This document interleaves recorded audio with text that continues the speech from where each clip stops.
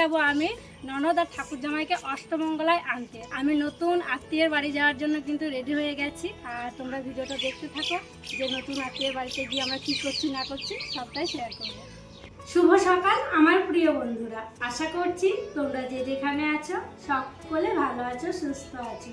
বীরভূম জেলার ছোট্ট একটি গ্রাম থেকে আমি দৈবকী তোমাদের সকলকে জানাই আমার ব্লগ চ্যানেলে অনেক অনেক স্বাগত আর আমার অনেক অনেক ভালোবাসা। তো আজকে উঠেছি ভোরবেলায় উঠে বাড়ির বাসি যে কাজ সব কাজ করে নিয়েছি, তারপরে বাসি কাপড়টা ছেড়ে দিয়েছি, যে নাইটিটা পরেছি। আর সকাল সকাল দেখো কাটতে বসেছি সবজি, এখন বাজছে সকাল 7টা। তো 7টার সময়তে সবজি কাটাকুটি শুরু করেছি, কারণ আজকে যাবো একটা জায়গায়। তো নতুন জায়গায় কোনোদিন যাইনি, নতুন জায়গা নতুন আত্মীয়। তো কোথায় যাচ্ছি কী করছি সবটাই তোমরা দেখতে পাবে। আর যাবো বলেই কিন্তু ভোরবার উঠে কাজকর্ম সেরে সকাল সকাল রান্নাটা করে দিয়ে যাব, কারণ দিদি থাকবে না বাড়িতে, দিদি ভাগ্নিকে নিয়ে স্কুলে যাবে। মা বাবা বাড়িতে থাকবে, রুদ্রর বাবা থাকবে, রুদ্র যাবে আমার সঙ্গে। তো সেই কারণে সকাল সকাল রান্নাবান্না করার তোড়জোড়।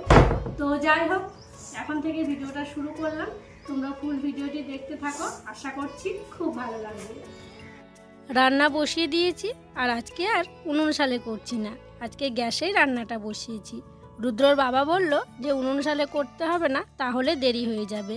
দেরি বলতে কি বলো তো, ওই যে উনুনে করতে গেলে উনুন জ্বলতে একটু সময় লাগে, তারপরে হাঁড়ি কড়াইয়ে কড়াইয়ে মাটি দিতে হবে, হাঁড়ি কড়াইয়ে কালি হবে, মাজতেও দেরি হবে। সেই জন্য বললো গ্যাসেই করে নাও, তাই গ্যাসেই করে নিচ্ছি। তো একদিকে দেখলে তো ভাত ফুটছে, আর একদিকে পেঁয়াজ ভাজা করছিলাম মুড়ি খাবার জন্য।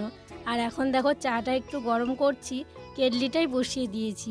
কি জানো তো, মা এইমাত্র ঘুম থেকে উঠলো, চা মুড়ি খাবে, তাই চাটা গরম করে দিলাম। আর এই যে আর একটুখানি হবে ভাতটা, তারপরে ভাতটা নামিয়ে নিব। একদম টকবক করে ফুটছে। আর এদিকে আমি করে নিচ্ছি করলা ভাজা। অল্প কয়েকটা করলা ছিল, সেই করলাগুলো কেটেছিলাম, আর কয়েকটা আলু দিয়ে ভাজা করে নিলাম। বেশ মুচমুচে করে ভেজেছি। আর এখন দেখো বাটির মধ্যে ঢেলে নিচ্ছি। করলা ভাজাটা নামিয়ে নিলাম। এবারে ভালো করে কড়াইটায় জল বুলিয়ে নেব। জল না বোলালে কি হবে বলো তো, ওই যে তেতো করলাটা পরে যে তরকারিটা করব সেটাও তেতো তেতো ভাব লাগবে। আর এমনিতেও যে কোনো কিছু রান্না করার পর কড়াইটা একবার ধুয়ে নিই, মুছে নিই, তারপরে পরে যে তরকারিটা করি সেটা করে নিই। তো যাই হোক, ওইদিকে দেখো কড়াইটা ধুয়ে নিলাম, মুছে নিলাম। তারপরে এখন করব ডিমের অমলেট। ডিমের অমলেট দিয়ে আলু দিয়ে ঢ্যাঁড়স দিয়ে ঝোল বানাবো। এদিকে মশলাও আমার বাটা হয়ে গেছে, ওই যে মিক্সিতে দেখো মশলাটা ভরে রাখাই আছে। তো চলো ডিমের অমলেটগুলো আগে করে নিই। ডিমের অমলেটগুলো করে নিয়েছি, তারপরে মশলা কষিয়ে আলু আর ঢ্যাঁড়সগুলো দিয়ে দিয়েছি। আলুটা অবশ্য সিদ্ধ করে নিয়েছিলাম, আর ঢ্যাঁড়সটা ভেজে নিয়েছিলাম। এবার মশলার সাথে ভালো করে কষিয়ে নেব, তারপরে জল দিয়ে দেব। আর আজকে দেখো প্রত্যেক দিনের তুলনায় একটু অল্প করে আলু দেওয়া হয়েছে, কারণ আমি রুদ্র থাকবো না, আর সকালে রান্না রাত পর্যন্ত থাকবেও না। তো সেই কারণে একটু অল্প করে আলু কেটেছি। তো যাই হোক, কষানো হয়ে গেছে, তারপরে দেখো জল দিয়ে দিচ্ছি। আলু তো সিদ্ধ হয়েই আছে, বেশি জল দেব না। আর যদি আলু সিদ্ধ করা না হতো তাহলে অনেকটাই জল লাগতো। জল দেওয়ার পর ভালোভাবে ফুটে গিয়েছিল, তারপরে দেখো ডিমের অমলেটগুলো দিয়ে দিচ্ছি। ডিমের অমলেটগুলো আমি পিস পিস করে কেটে নিয়েছি। আজকে বেশি ডিমও নিয়ে আসিনি, আজকে ওই 2টো ডিমের অমলেট করেছিলাম। তো যাই হোক, চলো আরেকটু ফুটিয়ে নিই, তারপরে তখন তরকারিটা নামিয়ে নেব। রান্নাবান্না হয়ে গেছে, রান্নাবান্না সেরে গ্যাসের ঘরটা পরিষ্কার করে মুছে নিয়েছি। সকালে অবশ্য একবার মোছা হয়েছিল, আবার রান্নাবান্না হলো, দিয়ে আবারও মুছলাম। তারপরে দেখো চলে এলাম হাঁড়ি কড়াই মাজার জন্য। প্রথমে ভেবেছিলাম যে ভাতটা ঢালবো না, হাঁড়ির মধ্যেই রেখে দেবো, হাঁড়িতেই থেকে যাবে, নইলে এত সকালে রান্না করে সেই দুপুর হতে হতে ঠান্ডা জল হয়ে যাবে। দিয়ে আবার কি মনে হলো, না ঢেলেই দিই। দিয়ে আবার ওই যেটাতে আর কি ভাত ঢালি ডেচকিটাই, ওটাতে ঢেলে দিয়েছি। দিয়ে হাঁড়িটা প্রথমে মেজে নিলাম, আর এখন দেখো কড়াইটাও মেজে নিচ্ছি। কড়াইটাও খুব একটা পড়েনি, ওপর তো ঠিক যেমন ছিল তেমনই আছে, ভেতরটা একটু করলা ভাজা হয়েছিল, সেই জন্য একটুখানি পুড়েছিল। তো দেখো হাঁড়ি কড়াই সব মাজা হয়ে গেল, ভালোই হলো। এদিকে বলছে নাকি টোটোও চলে আসবে, এবার 10টায় আর কি টাইম দেওয়া ছিল, এখনও 9:30 মতো বাজছে। তো এবার এগুলো রাখবো, রেখে আমি রেডি হয়ে নেব। আর হাঁড়িটায় 1 হাঁড়ি জল ভরে নেব, কারণ দুপুরবেলায় যখন রান্না করি, রান্না হওয়ার পর মাজা হয়, তখন 1 হাঁড়ি জল ভরে নিই। তো এখন সকালেই জল চলছে, তো সেই জন্য দেখো হাঁড়িটা ভালো করে ধুয়ে 1 হাঁড়ি মতো জল ভরে নেব, সেটা রেখে দেবো। আর এই হাঁড়ির জলটাই কালকে তখন রান্না হবে। তো চলো জলটা ভরে নিই, যে ঘরে হাঁড়িটা রেখে দিই।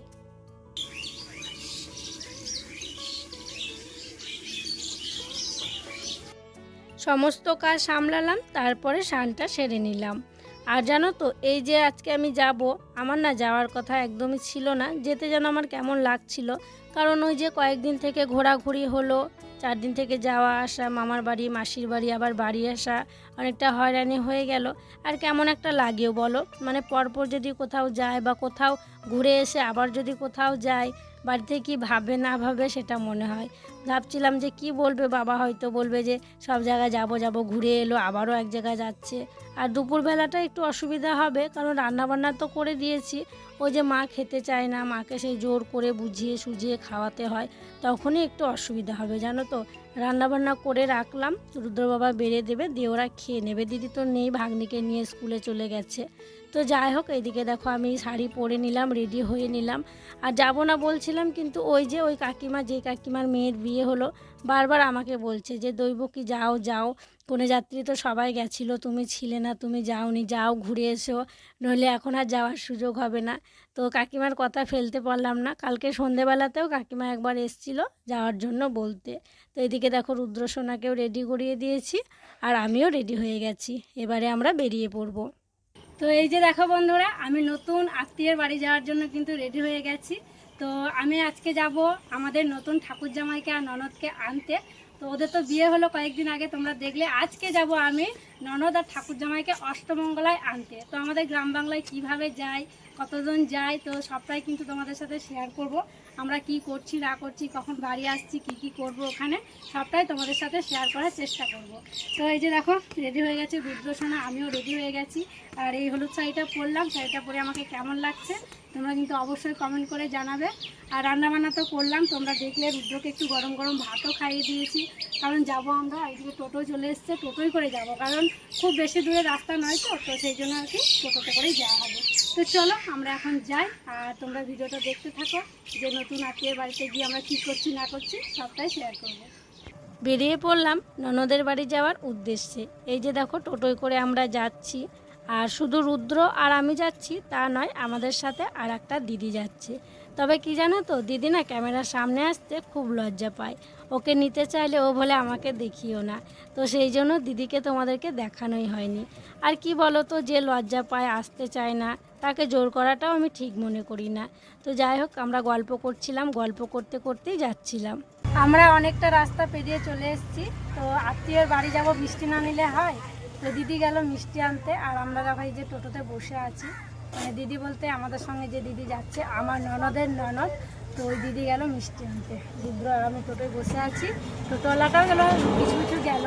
আর আজকের আবহাওয়াটা বেশ ভালো লাগছে। মানে কি বলো তো, বৃষ্টি হচ্ছে না, মেঘলা মেঘলা হয়ে আছে। তবে টোটো দাঁড়ালে একটু গরম লাগছে, টোটো চললে খুব সুন্দর মানে বাতাসটা দিচ্ছে। রোদ গরম হলে কি হয়, গরম হাওয়াটা লাগে। রোদ নেই বলে কি সুন্দর ঠান্ডা বাতাস লাগে। বলো রে,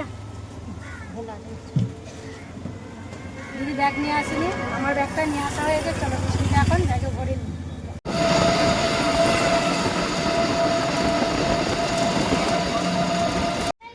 যাও ওইদিকে যাও। ননদের বাড়ি এসে আমরা যে চিনতে পারছি না, আমরা যারা এসছি তারা তো জানি না কোন দিকে বাড়ি। ননদকে ফোন করলাম, দিয়ে আবার ননদ নিতে এলো। তারপর ওইদিকে আবার বাস টাস পড়ে আছে, প্যান্ডেল খোলা হচ্ছে। দিয়ে ওইদিকে যাওয়া হলো না, দেখে আসুক এইদিকে কোন দিকে আসবে বললো। ওইদিকে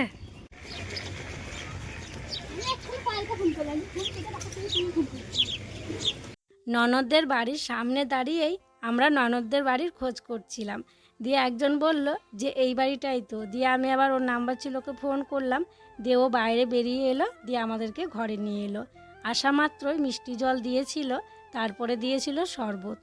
আর এখন দেখো চা বিস্কুট দিয়েছে। একটা বিস্কুট আগে খেয়ে নিয়েছি, তো তখন আর ভিডিও করা হয়নি। তো এখন আর একটা বিস্কুট খেয়ে নিলাম। আর চা বিস্কুট খাওয়ার পর কিছুক্ষণ বসলাম, তারপরে দেখো দিয়েছে ঘুগনি, লুচি আর মিষ্টি। অনেকগুলো লুচি দিয়েছিল জানো, 7-8টা লুচি দিয়ে দিয়েছে। আমি বলছি এত লুচি খাবো না গো, আর এমনিতে আসতে অনেকটা দেরি হয়ে গেছে। আমি বললাম অল্প করে দাও, তো 4টে লুচি নিয়েছি। তো লুচি, মিষ্টি, ঘুগনি খাওয়া হলো। তো তারপরে সবাই বলল যে কাপড়টা ছাড়ো, ওই গরমের মধ্যে অত ঝিকিমিকি কাপড় পরে থাকতে হবে না। তাই আমি বললাম ঠিক আছে তাহলে ছাড়ি, আমারও একটু আরাম লাগবে, ভালো লাগবে। আর সারাদিন তো থাকতেই হবে। তো সেই কারণে কাপড়টা ছাড়লাম। দিয়ে ও একটা কাপড় দিল ননদ, তো সেই কাপড়টা পরলাম। পরে চুলটাকে একটু বেঁধে নিলাম, মানে কি গরম লাগছিল কি বলবো। ননদদের বাড়িটা একদম মাঠের ধারে, সামনে ফাঁকা মাঠ, দেখো কত বড় মাঠ, মাঠের ধারে হচ্ছে ওদের বাড়ি। এখন আমরা ছাদে এসেছি, আর ওই যে দেখতে পাচ্ছ রেল লাইন, ট্রেন যাচ্ছে, মালগাড়ি যাচ্ছে, ওই যে সামনে কত বড় ফাঁকা মাঠ, ছাদে আমরা এসেছি। আর এই যে হচ্ছে উঠোনে আম গাছ রয়েছে, আর দারুণ সুন্দর বাতাস, দারুণ সুন্দর, মাঠের যত ঠান্ডা বাতাস হাওয়াগুলো আসছে, এত ভালো লাগছে কি বলবো। আর এই যে হচ্ছে আমাদের রুদ্রসোনা। রুদ্র, এটা কিসের গাছ? এটা কিসের গাছ তুমি চেনো? হ্যাঁ হ্যাঁ, ড্রাগনের গাছ এটা।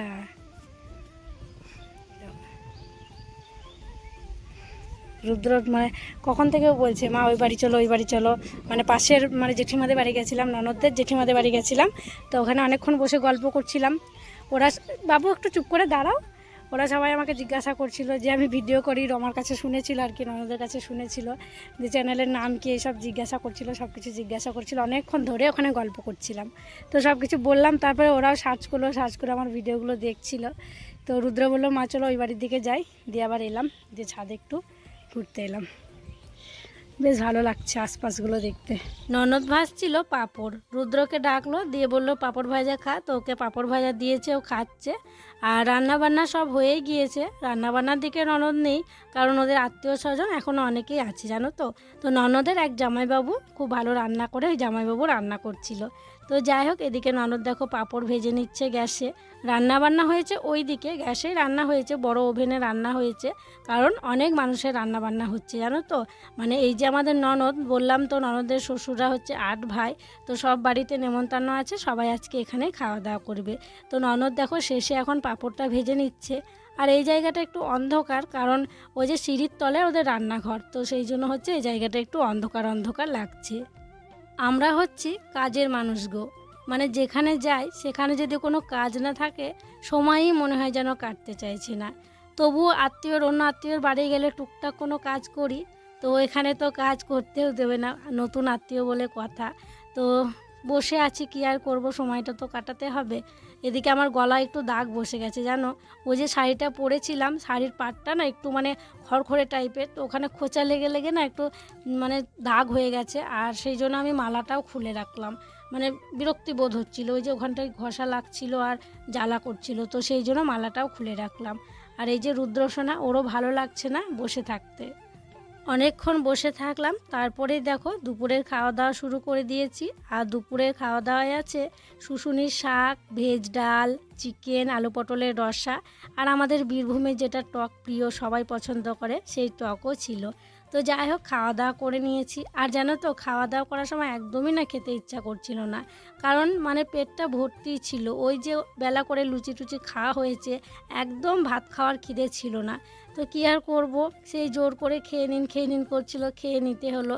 তো খাওয়া দাওয়া করে এখন দেখো একটু গাটা গড়া দিয়েছি। আর হ্যাঁ, শেষ পাতে ছিল দই, মিষ্টি, পাঁপড়, ওগুলো ছিল, ওগুলো আর বলা হয়নি আর দেখানো হয়নি। তো যাই হোক, এখন গাটা একটু গড়া দিচ্ছি। আর রুদ্রসোনাও এখানে একটু শুয়ে আছে, ও যেন তো চোখগুলো ঢুলঢুল করছে, মনে হচ্ছে যেন ঘুমিয়ে যাবে। তো এদিকে আমি ওই দিদিটার সঙ্গে কথা বলছি, যে দিদিটা আমাদের সঙ্গে এসছে, কারণ ওখান থেকে ফোন করছে, মানে আমাদের গ্রাম থেকে ওখান থেকে ফোন করছে কাকিমারা, বলছে যে কখন বের হবে। কাকিমা তো আমাকে বলেছিল যে 2টোর সময়তে বেরিয়ে পড়বে, অত দুপুরবেলায় কি বেরোনো যায় বলো, ওই 4টে না হলে তো বেরোনোই যাবে না, আর 2টোর সময় তো খাওয়া দাওয়া হলো। তো এদিকে রুদ্রসোনা খেলা করতে করতে দেখো রুদ্রসোনা কিন্তু ঘুমিয়ে গেছে, তো এখানে ওকে ঘুম পাড়ালাম। তো রমা বলছিল যে বিছানা করে দিই, আমি বলছি না, বিছানা করতে হবে না, মানে কি বলো তো, মেঝেটা বেশ ঠান্ডা, মেঝেতে শুতেই না ভালো লাগছে। তো যাই হোক, এবার তো বাড়ি যাওয়ার সময় হয়ে গিয়েছে, আবার দেখো কাপড়টা পরে নিলাম, আর প্রচণ্ড গরম লাগছে জানো তো। তো যাই হোক, চলো এবার রমাকে রেডি করিয়ে দিই, তারপরে কিন্তু আমরা বেরিয়ে পড়বো। এই যে দেখো আমাদের ননদ রমা, তো এখন হচ্ছে ও নতুন বউ, তো এই বেনারসিটা ওকে শ্বশুরবাড়ি থেকে দিয়েছিল, তো এই বেনারসিটা ওকে পরিয়ে দিলাম।